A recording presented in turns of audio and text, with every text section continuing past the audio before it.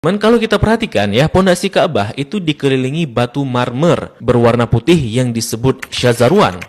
Fungsinya untuk menahan pondasi Ka'bah agar tidak rubuh atau terkikis karena dahulu daerah area Ka'bah berpasir dan terkadang berbanjir. Maka dikhawatirkan hal itu akan merobohkan Ka'bah. Oleh karenanya dibuatkanlah syazarwan ini untuk menopang pondasinya oleh orang-orang Arab dahulu. Untuk era sekarang, syazarwan ini juga berfungsi untuk menghindari adanya jamaah yang terjepit di dinding Ka'bah ketika haji. Nah, di dekat pintu Ka'bah, masih di area syazarwan, kita akan melihat sebuah tanda berupa 8 buah batu mewah. Ini disebut dengan area Mi'jan, merupakan lokasi di mana Nabi Ibrahim dan Nabi Ismail mengadon tanah liat untuk membangun Ka'bah. Begitu pula, ini merupakan lokasi favorit Rasulullah SAW serta tempat di mana Jibril mengajarkan salat kepada Nabi Muhammad SAW.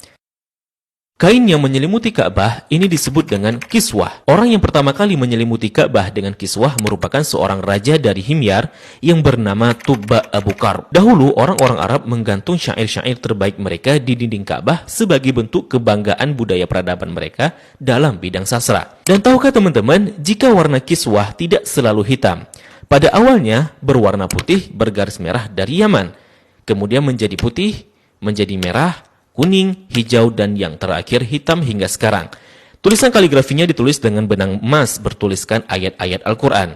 Kiswah juga memiliki kain dalaman berwarna putih yang disebut bithana kiswah untuk meresap panas dari dinding Ka'bah. Biasanya kain kiswah diganti pada tanggal 9 Dzulhijjah dan bekasnya dipotong-potong untuk dihadiahkan kepada orang-orang tertentu. Nah, dari pintu Ka'bah, di sebelah kiri pojok Ka'bah tersimpan Hajar Aswad di dalam sebuah cangkang berwarna perak.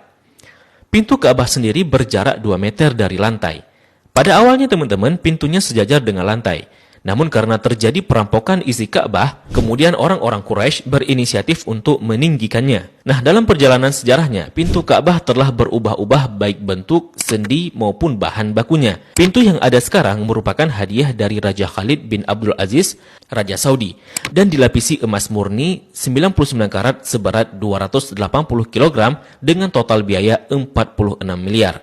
Dan itu dana dari tabungan Raja Khalid sendiri. Nah, pintu ini memiliki kunci dengan desain klasik dan secara turun-temurun sejak dahulu kala dipegang oleh keluarga keturunan Qusay bin Kilab bin Murrah. Dan pintu ini hanya dibuka 2 kali selama setahun, yakni pada awal bulan Sya'ban dan awal bulan Zulhijjah untuk dibersihkan. Dan untuk memasukinya diperlukan tangga portable. Dalam Ka'bah sendiri tidak memiliki lampu, sehingga ketika memasuki Ka'bah maka akan diterangi dengan penerangan dari luar. Nah, ketika kita memasuki ke dalam Ka'bah, maka kita akan melihat jika lantai dan dinding dalam Ka'bah dihiasi dengan batu marmer yang dominan putih. Marmer hijau menghiasi lantai dengan bentuk persegi yang dihiasi oleh marmer coklat di sampingnya. Kalau kita salat di dalam Ka'bah, maka garis ini bisa jadi batas safnya. Kalau diperhatikan, maka di sudut terdapat potongan marmer hijau. Ini sebagai tanda bahwa Rasulullah SAW melakukan salat di tempat ini saat memasuki Ka'bah. Begitu juga di bagian pojok dan dindingnya dihiasi 1, 2, 3 marmer hijau. Di bagian atas juga terlihat ada beberapa buah saluran udara yang didesain sedemikian rupa. Jika kita mengadah ke langit, maka kita akan melihat jika langit-langit Ka'bah dihiasi dengan kiswah berwarna hijau. Jika diperhatikan, maka terdapat tulisan Ya Manan yang artinya Maha Pemberi. Kemudian di bawahnya sebelah kanan bertuliskan Ya Dzal Jalali yang artinya yang memiliki keagungan. Lalu di sampingnya bertuliskan Wal Ikrami yang artinya yang memiliki kemuliaan. Di bawahnya tertulis penggalan surah Al-Baqarah ayat 144 yang berbunyi Qad nara taqalluba wajhika fis sama'i falanuwalliyannaka qiblatan tardaha fawalli wajhaka syatral masjidil haram. Kemudian di tengahnya bertuliskan kalimat tauhid La ilaha illallah Muhammadur Rasulullah. Dilanjutkan di bawahnya bertuliskan surah Ali Imran ayat 96 dengan bunyi Inna awwala baitin wudi'a lin-nasi lalladzi bi Bakkah mubarakan wa hudan lil alamin.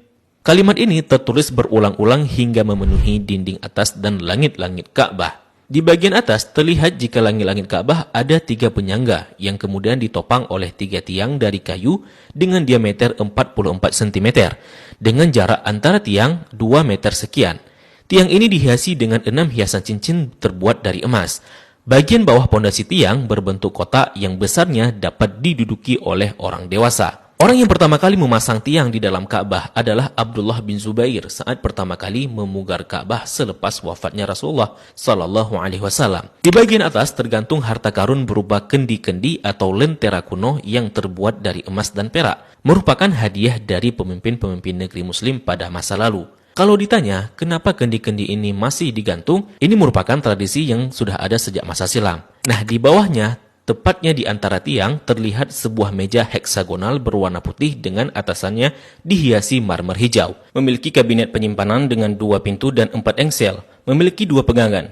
Ini berfungsi untuk menyimpan bukhur dan minyak wangi seperti kasturi, ember, gaharu, dan sebagainya yang nantinya digunakan untuk mencuci dan membersihkan Ka'bah. Dan ini merupakan wadah untuk menaruh wangian. 2 sisi dinding Ka'bah terdapat 1, 2, 3, 4, 5, 6, 7, 8, 9, 10 buah plakat yang tertempel di dinding Ka'bah dengan warna yang berbeda dan terbuat dari batu alam. Salah satu yang mencolok adalah plakat yang tepat berada di depan area Rasulullah Salat.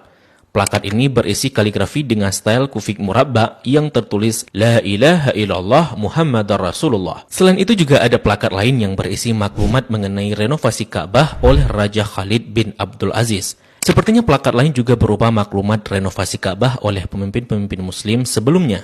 Di sampingnya terdapat sebuah pintu yang disebut pintu At-Taubah yang sepenuhnya dihiasi dengan emas murni. Di belakang pintu ini ada sebuah tangga yang mengakses ke atas Ka'bah. Dari atas dapat dilihat jika ada pengait untuk mengikat kain kiswah dari atas. Dan bahkan kita bisa juga salat di atas Ka'bah. Jika Ka'bah tidak diselimuti kiswah, maka penampakannya akan seperti ini.